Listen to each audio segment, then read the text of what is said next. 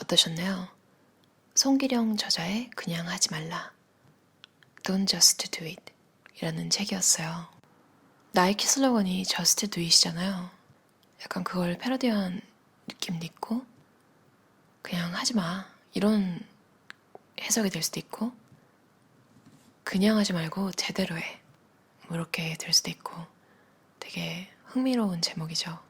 사실 읽을까 말까 고민을 좀 했어요. 왜냐면 대부분의 미니멀리즘 책, 성공학 책에서는 대부분의 우리가 뭔가를 하지 못하는 이유가 생각만 하고 안 해서라고 하잖아요. 근데 이 책은 역설적이게도 그냥 하지 말고 생각부터 해라. 이것도 참 제가 계속 생각하는 정말 인생에 정답이 없고 내가 항상 생각하고 어딘가에 밸런스를 맞추면서 그 중간 어딘가에서 항상 살아가는 거구나. 그런 생각을 다시 한번 하게 한 책이었어요. 제가 예전에 학생 때 애니메이션 관련 강의를 들은 적이 있는데 우리나라 애니메이션은 프리 프로덕션이 너무 약해서 그래서 항상 뭐 스토리가 좀 빈약하고 뭐 대충 생각을 덜해서라는 그런 이유로 극장판 애니메이션들이 대부분 망했잖아요. 그래서 그때 와 진짜 생각을 꼭 해야겠다. 나는 꼭 철저하게 준비를 하고 뭔가를 해야지. 근데 모든 일이 다 그렇진 않잖아요. 그걸 모르고 정말 생각만 하다가 망한 일도 있고 또 이 책에서 말하는 것처럼 너무 또 생각을 안 하고 그냥 해가지고 망한 일도 있고 전문가랑 아마추어의 차이가 뭐 기술적인 문제도 있겠지만 이제 중급 고급으로 가면 말로 설명하기 어려운 부분이 다른 경우가 많잖아요. 정말 감으로라고밖에는 설명이 안 되는 나이가 좀 들면서 인생에 감이 생긴다는 게 그 지점을 본능적으로 잘 알아채는 것 같아요. 어렸을 때처럼 듣는다고 또 거지 곧대로 적용해가지고 왜 안 되지? 이러고 있는 게 아니라 뭔가를 딱 들으면 채용할 부분, 내 인생에 적용할 부분은 적용하고 아닌 부분은 또 본능적으로 알아서 걸러내는 그런 기술이 우리도 모르게 자라나는 것 같아요. 그리고 선택적 대면이라는 게 너무 웃으면서도 또 웃기만 어려운 이야기인 것 같아요. 근데 정말 맞지 않나요? 코로나 끝나면 보자. 이게 얼마나 마음에 위안이 되는 거절 멘트인지. 이제 회식하자고 하면 다 지금 시국이 좀 그런데 다음에 하시죠. 이렇게 거절한 다음에 만나고 싶은 직원들끼리 뭉쳐서 술 마신대요. 그리고 이제 사회적 모임은 줄었는데 홈파티는 늘었다고 해요. 이 책에서 보면. 왜냐면 만나고 싶은 사람들끼리는 더 본다는 거죠. 좀 잔인하지만 나는 과연 만나고 싶은 사람인가? 나는 과연 초대를 하고 싶은 사람인가? AI가 계속 발전해서 진짜 미래에 우리 직업이 많이 사라진다고 해도 그때 살아남을 직업들 중에 끼어있는 게 이제 공감 능력을 사용하는 직업이라고 하잖아요. 저도 참 이게 문제인데 나는 과연 초대하고 싶은 사람인가? 잘 모르겠어요. 저는 항상 인생이 이랬던 것 같아요. 뭔가 일은 잘하는데 정은 안 가는 애. 근데 또 저에 대한 수요는 항상 있어요. 한두 명? 그러니까 뭐 학교를 다니던 뭐 직장을 다니던 그래서 그 한두 명이랑 놀고 승진은 못할 애. 어떤 느낌인지 대충 아시겠나요? 항상 이랬던 건 아니고 막 놀랍겠지만 저도 막 사람 모아서 놀고 이런 걸 좋아했던 적이 있었어요. 참 살아가는 시기마다 성격이 조금씩 다르게 나타나는 것 같아요. 이 모든 게 다 저지만 환경이 저의 어떤 면을 더 부각시키는 그런 게 있는 것 같아요. 제 채널에서 제가 리뷰하는 돈에 관련된 책 중에서 복리에 대해서 얘기하는 책 되게 많잖아요. 송기령 저자도 미래에 대해서 대비하는 방법 중에 하나로 내가 가지고 있는 것에 대한 복리죠. 그러니까 일관성. 그러니까 계속하라는 걸 강조해요. 왜냐면 우리는 오래 살기 때문에 이제 먼저 원을 그리고 그 원에 내 활동들을 정합시키는 작업을 하라. 그러니까 스티브 잡스가 하는 말 있잖아요. Connect the dots. 물론 스티브 잡스는 내가 뭔가를 하고 있을 때는 그게 연결될지 몰랐다고는 하지만 송기령 저자가 하는 말은 내 행동 하나하나는 그 자체로 완결돼야지만 전체를 봤을 때 맥락 있게 설명을 할 수 있어야 된대요. 그리고 이제 외골수, 방골 이런 사람들이 오히려 평균을 이제 좀 벗어난 거잖아요. 남들이 하는 건 하지 않는 것. 이게 존재의 의미라고 말하고 싶다고요. 여러분은 다르니까, 그리고 여러분은 소중하니까요. 여러분이 무엇을 하든 일관성 있게 꾸준히 해서 여러분의 존재의 의미를 더욱더 강화시키는 삶을 살면 미래에 대한 걱정은 좀 줄지 않을까요? 그럼 오늘도 들어주셔서 감사합니다. 편안한 저녁 시간 보내세요. 어떠셨나요? 이나가키 에미코 저자의 그리고 생활은 계속된다. 엘리 출판사에서 나온 책이에요. 아마 미니멀리즘에 관심 있으신 분들은 아마 그 일본 분인데 50대인데 이제 폭탄머리를 한 아마 이름은 몰라도 얼굴은 기억하실 거예요. 저도 그랬거든요. 그분의 책을 처음 읽었는데 아 뭐야 이 사람 진짜 멋있다. 특히 혼자 사시는 여성분 롤모델이 많이 없잖아요. 왜냐면 다들 결혼을 했거나 아니면 이런 라이프 스타일에 별 관심이 없는 분도 있고 그래서 저는 저한테 되게 영향을 많이 준 것 같아요. 처음 읽었는데도 아 이거는 사사키 우미오 나는 단순하게 살기로 했다 급으로 다시 읽겠다 이런 느낌이 들었어요. 저는 제 개인적으로는 냉장고가 없는데요. 지금 살고 있는 곳이 옵션으로 다 있는 그런 아파트라서 있으면 또 쓰게 되더라고요. 그래서 그냥 쓰고 있었는데 이 책을 읽고 나서 진짜 강력한 충동, 강력한 마음이 들었어요. 지금 당장은 플러그를 못 뺐는데 이제 며칠에 걸쳐서 그 음식을 소진하고 냉장고 플러그를 뽑고 살아야겠다 생각이 들었어요. 이 아파트에 TV도 있는데 TV는 진짜 오랜만에 TV가 딸린 집에 살아서 처음에 한 달? 너무 신기했어요. 그래서 넷플릭스를 TV로 보곤 했는데 근데 웃긴 게 인간이 안 변하더라고요. 그 후로는 그냥 계속 컴퓨터로 보거나 아이패드 정도로 보고 TV는 안 켜게 되더라고요. 그래서 만약에 빈집, 그러니까 가구가 없는 집으로 다음에 이사를 가게 되더라도 TV는 아마 평생 살 일이 없을 것 같아요. 왜냐면 쓰지를 않으니까. 세탁기랑 드라이어도 옵션으로 있거든요. 근데 항상 저는 궁금했어요. 세탁기 없이 살아본 적은 없어요. 예전에 냉장고 없이는 산 적이 있는데 TV는 항상 없었고 그래서 이 두 가지는 어느 정도 어떻게 하는지 알잖아요. 뭐 TV는 아예 안 쓰는 거고 냉장고는 좀 장 보는 걸 실온 보관이 가능한 그런 음식들로 대체하는 거의 주로 파스타 해 먹었던 것 같아요. 세탁기는 한 번도 없이 살아본 적이 없는데 이것도 왠지 할 수 있을 것 같은 거예요. 이것도 이제 세탁기에 세탁물을 넣지 않고 그날그날 한번 세탁을 해보려고요. 그냥 뭔가 평생 그랬었던 것 같아요. 평생 저는 세탁기를 사본 적은 없어요. 항상 뭐 코인 세탁소를 가거나 항상 세탁기가 딸린 집에 살았는데 그러니까 제가 굳이 사지 않아도 괜찮았던 거죠. 그리고 세탁기를 가지고 살고 싶지 않은 거예요.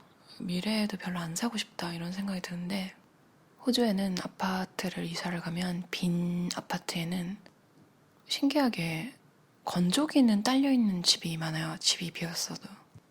저는 건조기에서 갓 나온 빨래의 느낌을 되게 좋아하거든요. 그래서 이분처럼 살 수 있을까? 이런 생각이 들기도 하고 근데 세탁기는 없앨 수 있을 것 같아요. 아무튼 약간 이분도 그 없애는 쾌감 같은 게 있으셨을 것 같아요. 왜냐면 저도 이 책을 읽으면서 되게 설렜거든요. 냉장고 플러그 뽑을 생각하니까 빨리 야채랑 있는 거 다 먹고 빨리 또 나를 다시 테스트해보고 싶다 이런 생각이 막 들었어요. 참고로 이분은 밥을 이렇게 냉동해서 전자레인지에 돌려 먹는 스타일로 살았었는데 전기를 안 쓰기로 마음먹었잖아요. 네, 옛날 일본 사람들을 생각해보니까 밥을 나무통에 담아서 먹은 걸 발견하고 그대로 바로 달려나가서 나무밥통을 사서 진짜로 나무밥통에 밥을 넣어서 드셨대요. 어떻게 보면 다 가졌던 사람의 그러니까 그 오징어 게임 보면 나오죠. 너무 얘기하면 스포니까 대사만 조금 얘기할게요. 그 극중 인물 중에 한 명이 진짜 부자랑 가난한 사람이랑 공통점이 뭔지 아냐고 그러니까 사는 게 재미가 없다고 하잖아요. 어떻게 보면 이분은 고도 성장기에 되게 부유하게 부족함 없이 자라서 진짜 다 가지고 살다가 어떻게 보면 재미가 없는 시기를 맞아서 또 확실히 일본 사람들의 미니멀리즘 계기는 그 원자력 발전소 사고가 은근히 많은 것 같아요. 제가 상상도 안 가는 사고잖아요. 그러니까 영화에서 영화관에서 우리가 안전하게 그런 사건 사고를 막 보는 게 아니라 그 영화관 화면에서 진짜로 그 재난이 나한테 터져 나오는 그게 실제가 된다면 어떤 기분일지 상상도 못 하겠거든요. 제가 해외로 처음 나갈 때 근데 이건 어릴 때도 갖고 있는 생각이었어요. 이상하게 항상 뭔가에 의지하고 싶지 않다. 그래서 제가 정말 배우고 싶었던 게 수영인데 수영을 아직도 잘 못하거든요. 그러니까 무인도에 떨어졌을 때 살 수 있는 그런 능력을 가지고 싶었어요. 어쩌면 이분도 그런 생각이 들었겠죠. 뭔가에 의지한다는 건 그게 사라지면 내가 위험할 수 있는 거잖아요. 이것이 없어도 저것이 없어도 나는 살 수 있다는 느낌을 가지면 확실히 세상에 무서운 게 많이 사라지잖아요. 그걸 읽다 보면 책이 약간 득도한 사람 그런 느낌이 들기도 해요. 산다는 건 정말 귀찮은 일이다. 그렇지만 귀찮기에 멋질 수 있는 일이다. 어떻게 보면 되게 허무주의적인 느낌을 읽힐 수도 있는데 아니에요. 저는 이 저자의 노력들이 어떻게 보면 자기 삶을 사랑해보려는 그 재미없는 삶에 뭔가 내가 재미를 느끼고 내가 아름답게 느끼고 싶은 그런 것들을 늘려나가는 노력이라고 생각해요. 그럼 오늘도 들어주셔서 감사합니다. 편안한 저녁 시간 보내세요. 어떠셨나요? 이나가키 에미코의 먹고 산다는 것에 대하여 라는 책이었어요. 북하우스 출판사에서 나왔고요. 나이가 들수록 슴슴한 맛 그리고 한정식 이런 걸 좀 좋아하게 된다고 하잖아요. 저도 좀 그런 것 같아요. 근데 또 따지고 보면 원래 그랬던 것 같기도 하고요. 어렸을 때 빵집에 가면 막 빵을 고르라고 하잖아요. 친구들은 항상 피자빵을 고르더라고요. 또래 사촌들도 그랬고요. 근데 저는 항상 소보로빵 그걸 되게 좋아했어요. 그러니까 아무것도 없는 밍밍한 걸 좋아했던 것 같아요. 그거는 제 취향이었다고 치면 또 제가 어렸을 때 친척집에 맡겨져서 자랐는데 삼촌 집에 있을 때 삼촌 혼자 사셨거든요. 삼촌은 혼자 살아서 그런지 뭐 모든 싱글들 다 그렇다는 거 아니야. 다시다를 되게 좋아하셨어요. 감치미. 김치찌개에 항상 감치미가 들어간 그래서 저 아직도 다시다 맛을 되게 좋아하거든요. 좀 어릴 때 식습관 정말 중요한 것 같아요. 뭐 근데 아무튼 너무 신기한 게 그 중간에는 막 새로운 음식들 신기한 거 막 먹어보고 이러다가 이제 그 맛이 그 맛이고 음식 대부분 다 알잖아요. 심지어 뭐 다른 나라 음식이라고 해도 우와 신기하네. 근데 막상 재료를 보면 재료 배합만 봐도 무슨 맛인지 알 것 같잖아요. 그리고 또 먹어보면 정말로 그 맛이고 그러다 보니까 또 다시 슴슴한 그런 맛이 좋아지는 것 같아요. 어렸을 때 좋아했던 여러분들 먹방 같은 거 보시나요? 저는 먹방을 안 봐요. 제가 이해하지 못하는 세상의 여러 가지 중에 하나가 먹방인 것 같아요. 너무 깜짝 놀란 게 이 책에서 남들이 좋아할 그러니까 남들이 좋다고 해서 가본 레스토랑이 얼마나 많나요? 여러분도 그러시죠? Fear of Missing Out이라고 하잖아요. 그러니까 남들이 다 가고 남들이 맛있다고 하는 걸 놓칠 수가 없는 거예요. 그걸 놓치고 싶지 않고 그런 기분 때문에 먹어본 것들이 꽤 있는 것 같아요. 식당도 그렇지만 가공식품 그런 것도 누가 맛있다고 하면 이제 꼭 지나가다가 보이면 괜히 사게 되잖아요. 근데 맛집은 아시죠? 맵거나 달거나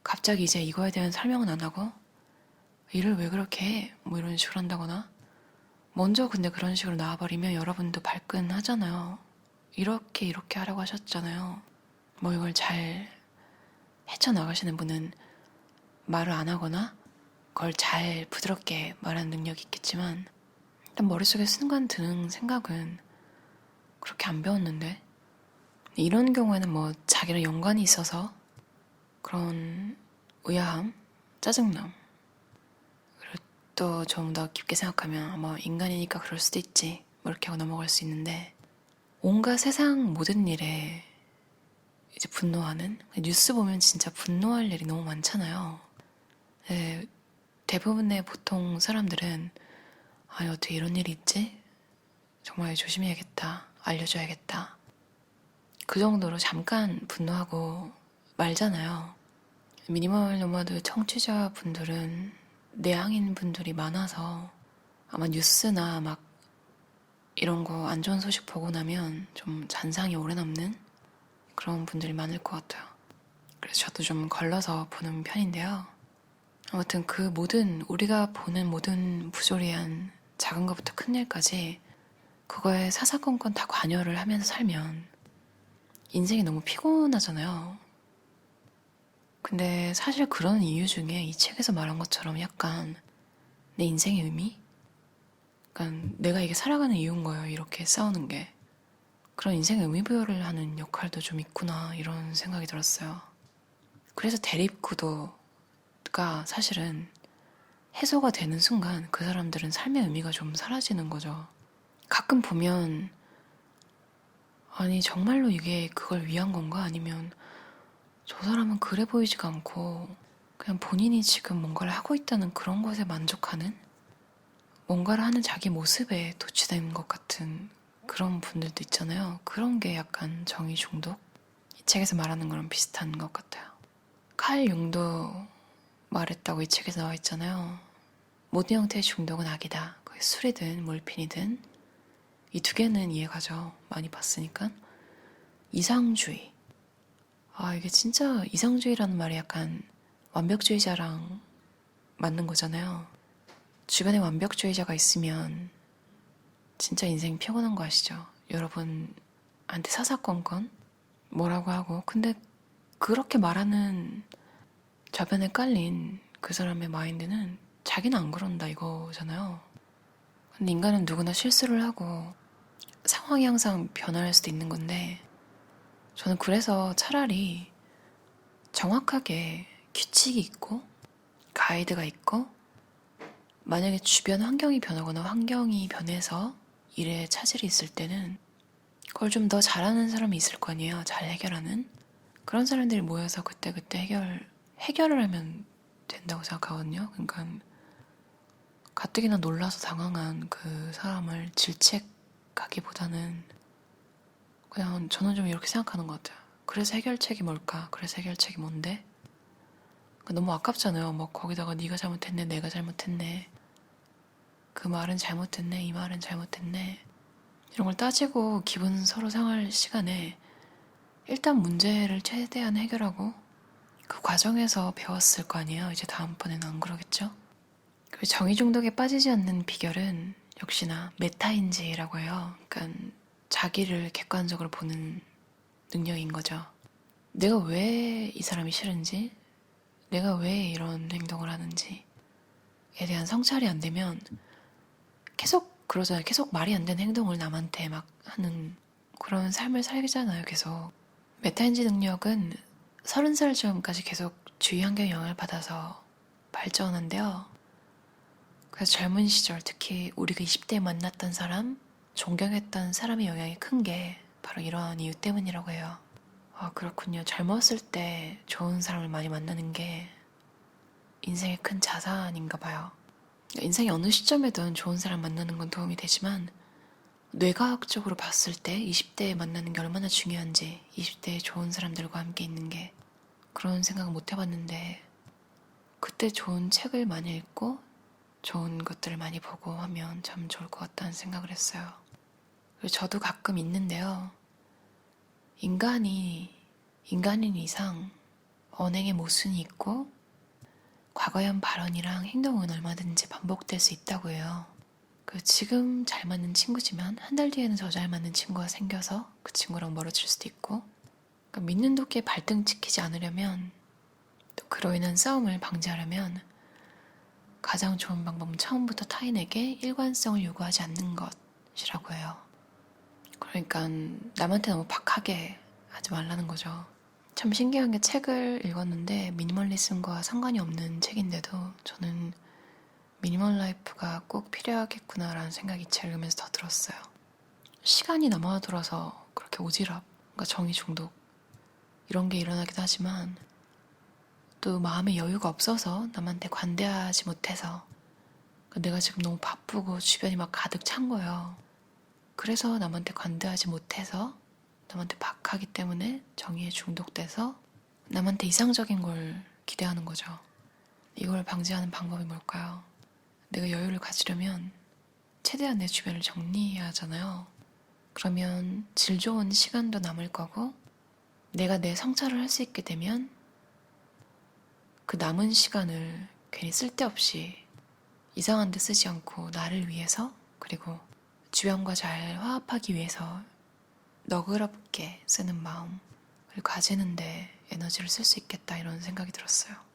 자신과 다른 그 무언가를 바로 부정하지 말고 일단 받아들인 뒤 포용해보자. 이 책에서 그렇게 말해요. 그러니까 그런 느낌을 가지고 나면 내가 옳다, 나만 옳다 이런 생각을 가지기 힘들게 되고, 그게 바로 지성의 빛이라고 생각한대요. 인간은 불완전한 존재이며 완벽해지기란 영원히 불가능하다. 그렇게 생각하는 것이 스스로 정의 중독에서 벗어나는 길이 아닐까? 오늘 하루 주변과 여러분 스스로에게 조금 더 너그러운 하루 보내셨길 바래요. 들어줘서 감사합니다. 편안한 저녁 시간 보내세요. 어떠셨나요? 유성은 유미연 저자의 성공하는 사람들의 시간관리 습관이라는 책이었어요. 중앙경제평론사에서 나왔고요. 제가 읽진 않았는데 자투리 시간에 대한 이야기도 되게 잘 나와 있거든요. 작곡가 요한 슈트라우스는 비엔나 음식점에서 식사를 기다리는 동안 메뉴판 뒤에다가 그의 유명한 왈츠곡을 썼다. 이렇게 해서 푸른 도나우라는 왈츠곡을 비롯해 수많은 왈츠곡이 탄생할 수 있었다. 대단하죠. 기다리는 순간에 누군가는 예술 작품을 만들었네요. 그리고 어떤 고교생이 영어 실력이 굉장히 좋은데, 그 이유가 1학년 때 영어 선생님이 매일 꾸준하게 10분씩 영어를 큰 소리로 읽고, 또 읽으면 듣기 말하기 읽기가 동시에 된다는 얘기를 들은 후로 하루도 안 빼고 10분씩 했대요. 그러니까 놀랄 만큼 향상되었대요. 사실 10분이 짧다면 짧고 길다면 되게 길거든요. 여러분도 매일 뭔가를 10분씩 꾸준히 해보시면 아실 거예요. 어떤 날은 하기 싫은데 그게 언제 그러냐면, 어제 안 한 날, 어제 안 하게 되면 그 다음날도 이상하게 하기 싫어지고, 그래서 진짜 저걸 매일 했다는 거 정말 대단한 것 같아요. 좋은 부모는 많은 재산을 물려주는 사람이 아니라 평생 가는 좋은 습관을 물려주는 사람이다. 그러나 부모 역시 시간 관리를 어떻게 하는지 배운 적이 없기 때문에 자녀들 시간 관리 습관을 어떻게 길러줘야 하는지 잘 모른대요. 여러분들은 어떤 어린이였나요? 생활계획표 방학 때 그걸 즐겁게 짜는 어린이였나요? 아니면 악몽같이 생각하고 대충 잠자는 시간에다가 지지지 그거 그려놓고, 침대 모양 그리고 별 그려놓고, 자유시간은 계속 넣어주고 주기적으로, 공부는 조금, 뭐 이렇게 계획을 짜는 어린이였나요? 참 학교에서 많은 걸 배웠지만 그만큼 그 긴 세월 동안 학교에 있었는데 뭔가를 깊이 배우지 못했던 것 같아요. 어쩌면 그게 또 학교가 하는 일이기도 하겠죠. 그러니까 맛보기를 해주는 거. 뭐 부모님을 잘 만나서 가족을 잘 만나거나 동네 친구 하다못해 그런 걸 잘 만나서 다양한 경험에 노출되는 어린 시절을 겪을 수도 있지만, 학교가 아니면 공립교육이 그렇게 해주지 않으면 참 다양한 걸 못 겪고 자라는 어린이가 많을 수 있잖아요. 근데 또 어떻게 보면 뭔가를 깊이 배울 수 있는 기회? 하나를 좀 깊이 파는 사람에 대해서 그다지 높은 평가를 하진 않는 것 같아요. 두루두루 잘하는 사람을 원하잖아요. 아무튼 시간 관리를 배운 적이 없다는, 제대로 배운 적이 없다는 얘기를 하려다가 이거까지 나왔는데, 저는 아직도 시간 관리를 잘 못해요. 그래서 항상 뭔가 출퇴근 시간이나 뭐 이런 게 정해져 있으면 그걸 기준으로 나머지 시간에 내가 하고 싶은 것도 이렇게 배분해서 넣고, 저는 시간에 딱 맞춰서 뭔가를 계획하면 잘 못 지키더라고요. 그래서 태스크 위주로, 그러니까 할 일을 적어놓고 그 짜투리 시간에 그걸 그냥 해내는 걸 목적으로, 대신 그것들을 하는 시간은 정해져 있어요. 그 얼마만큼 유지해야 하는지 그런 식으로 관리를 하고 있고요. 여러분은 딱딱 정해서 살아가시나요? 그 빅뱅 이론이라는 드라마 아시죠? 미드. 그 초반의 시즌에 기억이 나요. 다 보진 않았는데 초반에 이제 쉘든이라는 캐릭터가 하우스메이트를 구하는데, 쉘든은 모든 일정이 다 정해진 사람이에요. 그래서 하우스메이트 구할 때 이제 인터뷰를 보는데, 자기는 언제 자고 일어나고 뭘 하고 심지어 화장실 가는 시간까지 정해져 있는 거예요. 그리고 그게 너무 당연한 거예요, 자기한테는. 빅뱅 이론을 다 보진 않았는데 넷플릭스에 영 쉘든이라고 드라마가 나왔더라고요. 그러니까 빅뱅 이론의 스핀오프, 쉘든 캐릭터의 어린 시절을 담은 건데요. 실제로 쉘든 역할을 맡았던 그 어른 짐 파슨스가 나레이션도 하고 있어서 빅뱅 이론 좋아하시는 분들은 좋아하실 것 같아요. 빅뱅 이론보다는 좀 더 훈훈한 가족 드라마? 이런 느낌이에요. 책에서 추천하는 내용 중에 하나가 있는데, 여러분이 한번 90세가 됐다고 생각하고 그때로 시간 여행을 해보래요. 그러고 지금 삶을 돌아보는 거죠.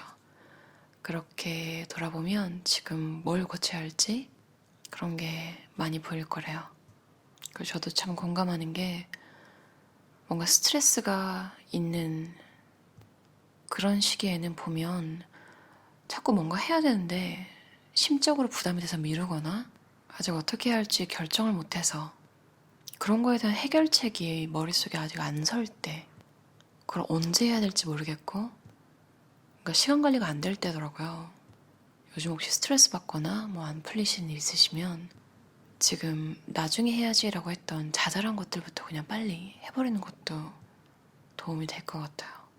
그럼 오늘도 들어주셔서 감사합니다. 편안한 저녁 시간 보내세요. 심용희 저자의 펠로스, 사랑한다, 사랑한다, 사랑한다라는 책이었어요. 저자는 수의사인데요. 그만큼 많은 사례를 봤겠죠. 그래서 책에도 그런 이야기들이 많이 있고요. 저는 참 누군가의 장례식, 특히 가족 장례식에는 간 적이 없어요. 왜냐면 다 제가 너무 어릴 때 돌아가셨거나 그런 것 같아요. 그래서 너무 익숙지 않고, 제가 10대 때 키웠던 강아지가 있었는데 너무 오래돼서 그때 감정이, 그러니까 내가 어떻게 울고 친구랑 같이 묻어주고 뭐 그랬던 기억은 다 나는데, 확실히 그때 함께 해주셨던 친구나 그리고 그 슬픔을 같이 나눴던, 그리고 그 보내주는 나름의 의식, 그런 것들이 도움이 되었는지 함께 했던 추억, 이런 것들만 좋게 마음이 남아있거든요. 그래서 사진을 봐도 그냥 그때 저 모습도 생각나고 그때 그 친구도 생각나고, 그러니까 그 강아지와 친구 모두요. 그 다음에는 이제 삼촌이 강아지 2마리를 주셨는데, 제가 학교 때문에 이제 다른 지역에서 있을 때 새어머니가 근처에 이렇게 길가에 풀어줬대요. 부잣집 근처에 풀어줬다고. 그래서 그냥 좀 너무 충격적이었는데, 본인도 본인을 케어하지 못하니까 화가 많이 나고 그랬는데, 제가 집에 있었던 것도 아니니까 정말 어떻게 할 수가 없더라고요. 그때 이후로는 동물을 키운 적이 없어요. 굉장히 오랫동안 안 키웠고, 특히 고양이는 10년을 넘게 고민하다가 어떻게 호주에서 처음 키우게 됐거든요. 어떻게 보면 가족이랑 같이 있던 게 아닌 정말 저 혼자 스스로 데리고 산 첫 동물이라고 할 수 있죠. 너무 신기한 게 한 해 한 해 정이 정말 무섭구나 이런 생각이 들 정도로 교감 이런 게 막 느껴지거든요. 그래서 무섭기도 하고 확실히 저 스스로도 얘가 나랑 살기 시작한 전과 후가 제가 그냥 다른 사람 같아요. 확실히 다들 그러실 것 같아요. 제약이 많이 늘어나잖아요. 그럼에도 아마 그 전으로 돌아가서 고르라고 하면 아마 그래도 같이 사는 걸 또 고르실 것 같아요. 어떻게 보면 뭐 얘네가 뭐 돈을 벌어오는 것도 아니고 그렇다고 집안일을 도와주나? 집을 엉망으로 만들고 돈도 쓰게 되고 그런데도 우리는 얘네들을 사랑하잖아요. 그게 참 신기한 것 같아요. 제 어렸을 때 수학 선생님이 온 교실에 막 식물을 가득 놔두셨어요. 그리고 애들이 그 선생님 별로 좋아하지 않았고 별 생각 없이 그냥 살다가 나중에 나이를 먹고 그분이 했던 얘기나 이런 걸 다시 생각해보니까 그분이 이해가 가더라고요. 지금 생각해도 그분이 말이 안 되는 사람이 아니었고 오히려 애들이라서 이해를 못했던 것 같고 어떻게 보면 사람들한테 상처를 어딘가에 받은 분이 아니었는가. 그래서 식물에게 위로를 받고 계셨던 것 같아요. 어렸을 때는 몰랐잖아요. 이런 뭔가 나쁜 일들이나 뭐 배신 뭐 이런 거 생각 잘 못하고 행복하게 살 수 있겠다 나중에 어른 되면 뭐 이런 생각을 했는데 어른 되면 또 엄청 힘들잖아요. 힘든 일도 있고 그러니까 특히 사람한테 상처받아서 힘든 일이 많고 그럴 때 반려동물이 주는 위안 그냥 안아만 주는데도 이상하게 굉장히 위로가 되잖아요. 그래도 내가 힘들 때 기쁠 때 항상 내 곁에 있었던 말로 형용할 수 없는 고마움 이 복잡한 감정들을 정확하게 표현할 단어가 없는 것 같아요. 뭔가 뭉클해지는 제 동료 중에 한 명이 개가 있는데 반려견이 있는데 맨날 생각한대요. 맨날 죽음을 준비하고 걱정하고 그래서 몇 살이나 물어보니까 3살이래요. 그러니까 약간 웃음이 날 수도 있잖아요. 아니 3살인데 벌써 그런 걸?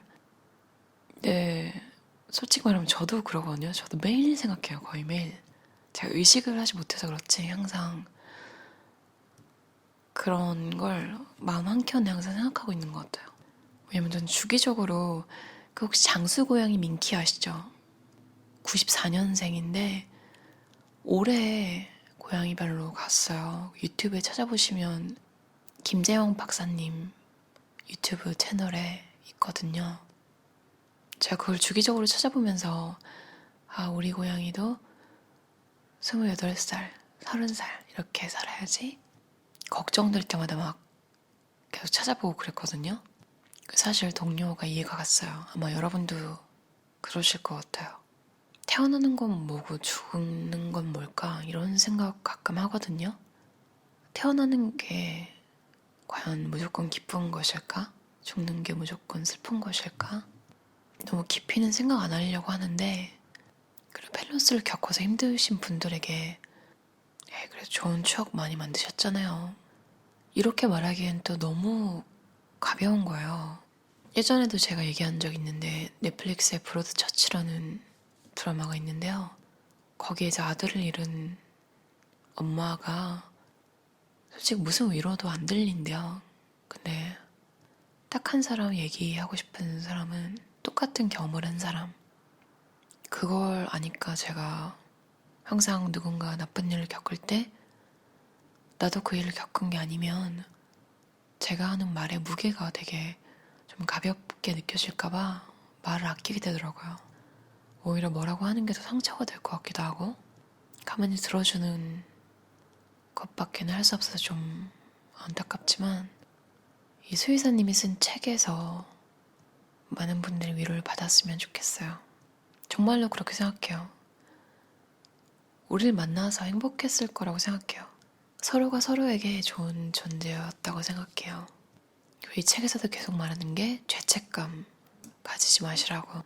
그 친구들도 정말 따뜻하고 즐거운 추억으로 남고 싶을 거잖아요.